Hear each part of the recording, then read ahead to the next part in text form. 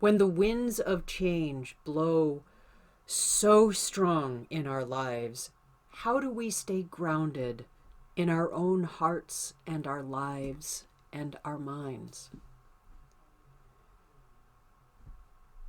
When I was very little, as I'm sure many people did, I read the books Little House on the Prairie.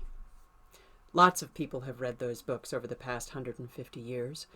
And there's a metaphor in there that has really resonated with me across the years, and I'd like to share it with you. I learned that this is actually something that really happens.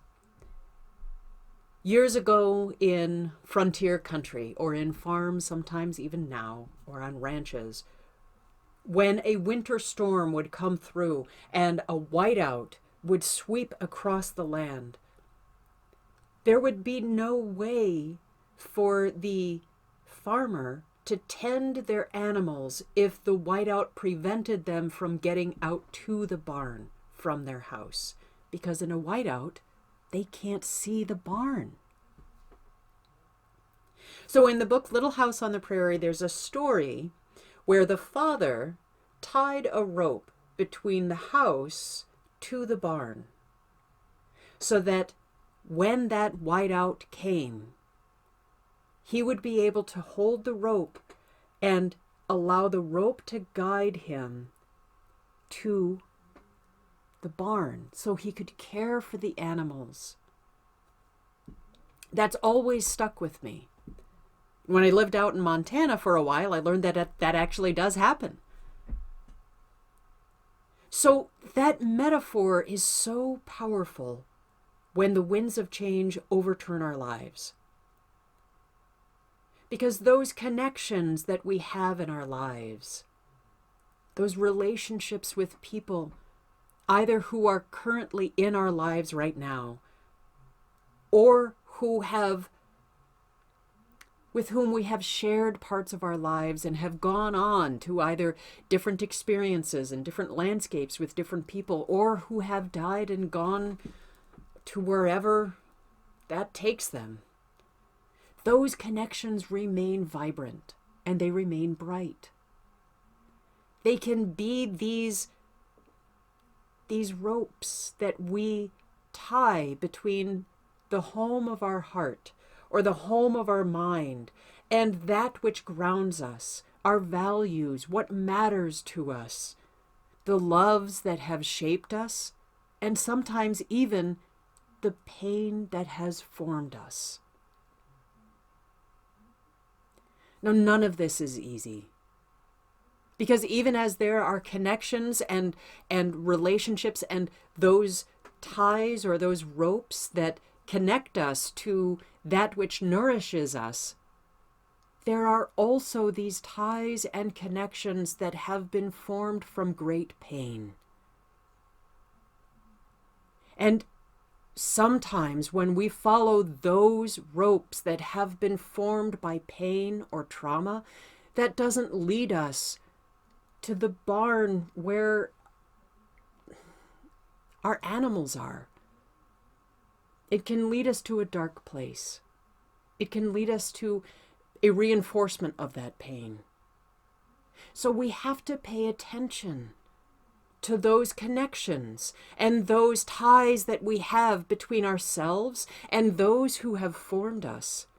Those relationships that not only matter to us in a deep and foundational way, but also those relationships that nourish us.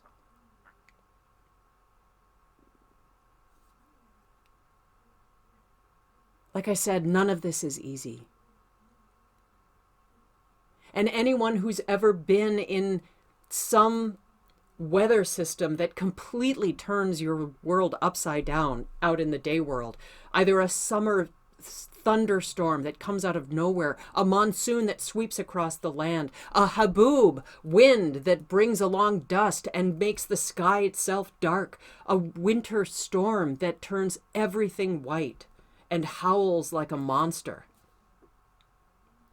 All of those weather systems happen inside our own hearts and our own minds as well. What are the places in your mind and your heart and your life that holds that which nourishes you, that which sustains you? Does it seem like a barn where there are animals where you can snuggle with them, take care of them, and they take care of you? What does it look like? What is that imagination for you? What's that metaphor? Who are the people in your life that matter to you, who have helped to form you in your life and your love? Knowing those connections can help us to identify those ties that have been formed from pain and trauma and that lead us to a place that does not serve our soul.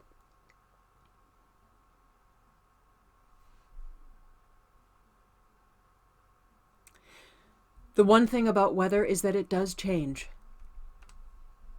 You're not always going to be where you are right now. The weather's going to change. The sun's going to come out. The clouds will roll back in. Our history doesn't repeat, but it does rhyme. And we can learn from those rhymes and even shift them a little bit. I'd love to hear your comments and your thoughts. If there's something in this video that sparked an imagination, I invite you to share it with me. Ultimately, we're all in this together, and we learn from one another. I'm Catherine Gabriel-Jones. I'm an encouragement coach. And may the ties and connections within your life lead you to great nourishment and restoration and peace.